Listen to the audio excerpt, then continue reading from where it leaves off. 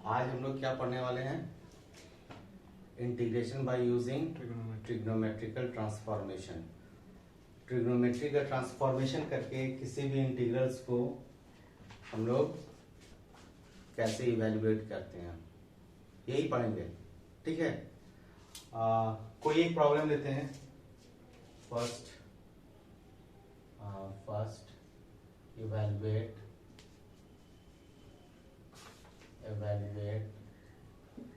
Integration 1/1 plus cos x dx। इसको integrate करना है। क्लियर है? तो एक चीज आप देखिए, ये वाला फॉर्मूला, ये जहां टिक किए हुए हैं, तो 1 प्लस कॉस 2a करेंगे तो क्या होगा? 2 cos स्क्वायर है। तो राइट साइड में जितना एंगल है उसका हाफ हो जाएगा। राइट साइड में 2a है, तो इधर क्या है? सिर्फ एंगल a, यहां पे एंगल सिर्फ a है, तो इसका हाफ हो जाएगा। तो उसी तरह से 1 प्लस कॉस 2a को हम लोग ऐसे लिख सकते हैं, I is equal to integration 1 by cross multiply करेंगे तो 2 cos स्क्वायर, और यहाँ जो एंगल है उसका क्या होगा? हाफ हो जाएगा। यहाँ एंगल 2a था तो यहाँ a हो गया, तो ये क्या होगा? x/2 dx। अब ये क्या आता है? 1/2 इंटीग्रेशन, ये क्या हो गया? 1 by cos square x/2 sec square x/2 sec square x/2 dx। अच्छा, sec स्क्वायर x का इंटीग्रल क्या होता था? sec स्क्वायर x का डायरेक्ट इंटीग्रल है। tan x का डिफरेंशिएशन क्या होता था? sec square x। sec square x, तो sec स्क्वायर x को इंटीग्रेट करेंगे तो tan x आएगा। मतलब मुर्गी को डिफरेंशिएट किए हैं। अगर मुर्गी को डिफरेंशिएट किए तो अंडा मिला, अंडा को डिफरेंशिएट करेंगे तो फिर से मुर्गी आएगा। बताया ना इनवर्स प्रोसेस में। तो ये क्या हो गया? 1/2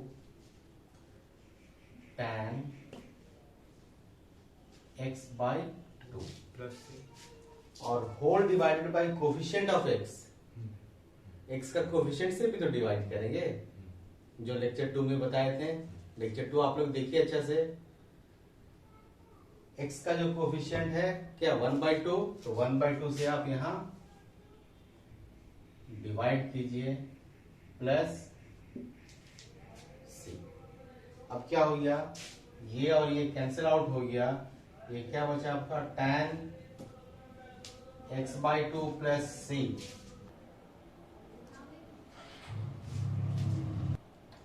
देखिए बच्चे, नेक्स्ट क्वेश्चन है 1/1 प्लस साइन x। ऐसे क्वेश्चंस को हम लोग फिर से 1 प्लस कॉस x के फॉर्म में लिखते हैं। ठीक है, इसको 1 प्लस कॉस x के फॉर्म में लिखने से हम लोग ये फॉर्मूला या ये फॉर्मूला कुछ भी हम लोग यूज कर सकते हैं। क्लियर है? देखिए, इसको क्या लिख सकते हैं हम लोग? Integration 1/1 plus cos π/2 minus x dx। लिखा जा सकता है ऐसे? क्या दिक्कत है? नहीं है ना? चलो बहुत बढ़िया, ऐसा लिखने में कोई दिक्कत नहीं है, लिख लिए हम लोग। इसके बाद फिर 1 प्लस कॉस 2x का वैल्यू कितना होगा? 1 प्लस कॉस 2x का 2 cos स्क्वायर है। ये फॉर्मूला देखो, जो ट्रिग्नोमेट्री में हम लोग पहले ही पढ़ चुके हैं। 1 प्लस कॉस 2a का फॉर्मूला 2 cos स्क्वायर a, मतलब यहाँ जो भी एंगल है उसका हाफ हो जा रहा है यहाँ। तो ये क्या होगा? 1 बाई 2 cos स्क्वायर, ये इस एंगल का क्या हो जाएगा, हाफ हो जाएगा, π/4 π/2 minus x whole by 2 dx।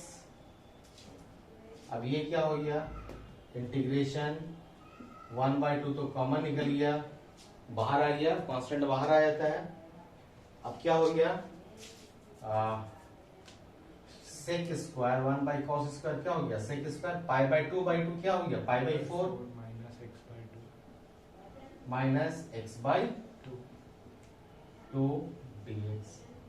अब फिर से एक किसमें रिड्यूस हो गया, tan का, सेक स्क्वायर x क्या होता था, सेक स्क्वायर x का इंटीग्रेशन tan x, तो इसका भी क्या होगा 1/2 tan π/4 minus x by 2 divided by 1 whole divided by x का कोफिशिएंट क्या है 1/2 प्लस c। क्लियर है, ये और ये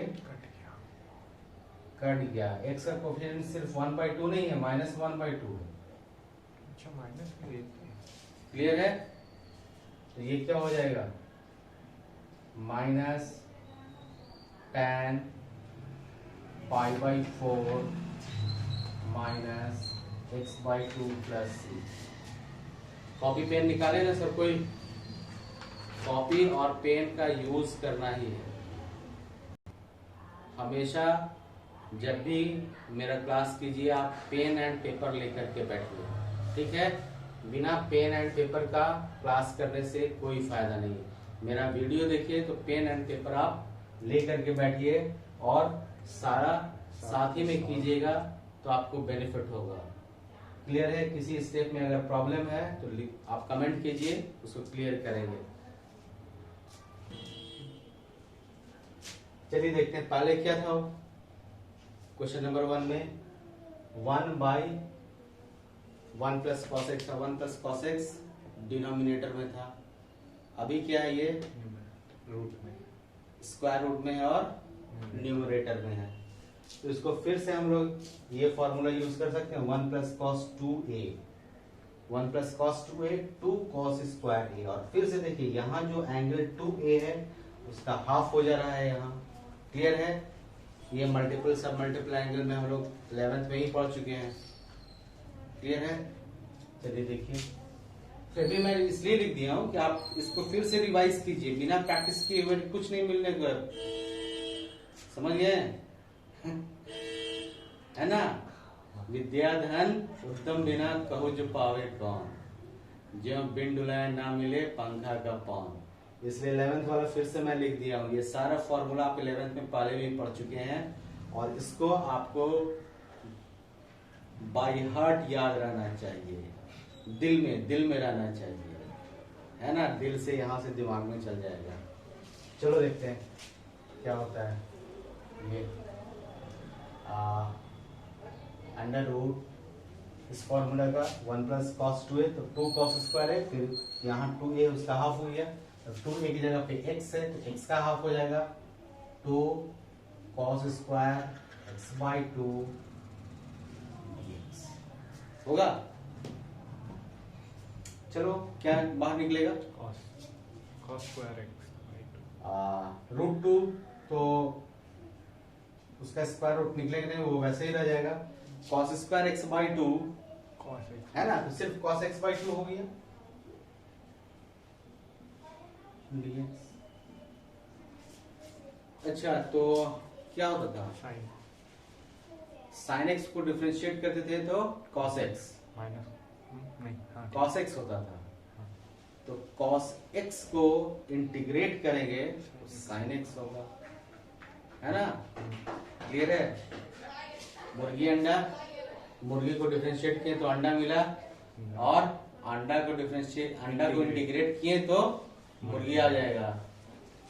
डिफरेंशिएट करने का मतलब छोटे छोटे पार्ट में बांटना, इंटीग्रेट करने का मतलब जोड़ देना, ऐड करना, है ना, और उसे बड़ा करना, ऐड अप करके जो स्मॉल पार्ट्स में है उसको और बड़ा करना। ये क्या हो गया आपका root two sin x by 2 sine x by two, by 1 by 2. Sine x by two. अच्छा यहाँ पे देखिए आप एक्स का कोफिशिएंट क्या 1/2, ये क्या हो गया 1/2 plus C.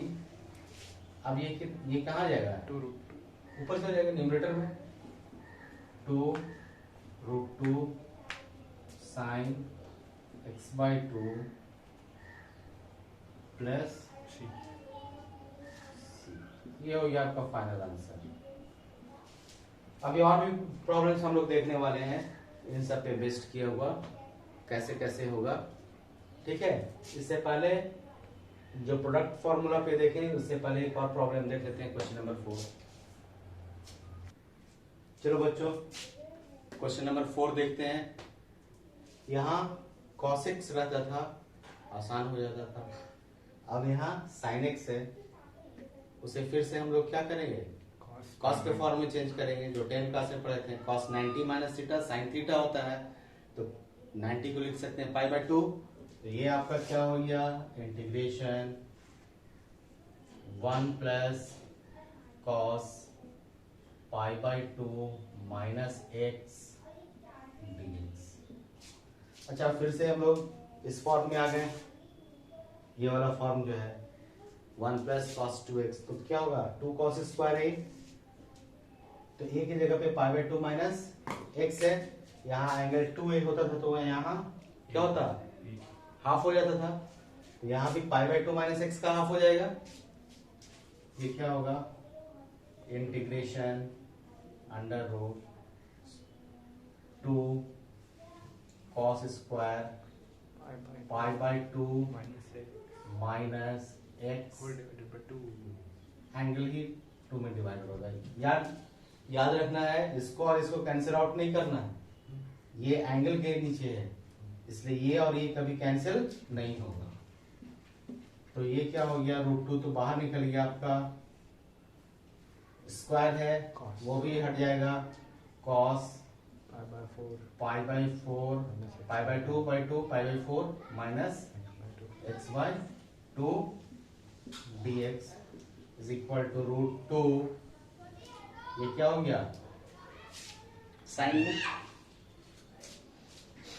Sign pi by 4 minus x by 2 whole divided by Minus 1 by minus 1 by 2 plus C.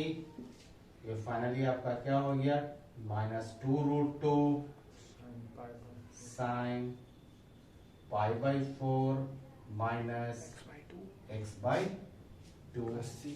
Plus c. ये आपका आंसर हो गया फाइनल आंसर।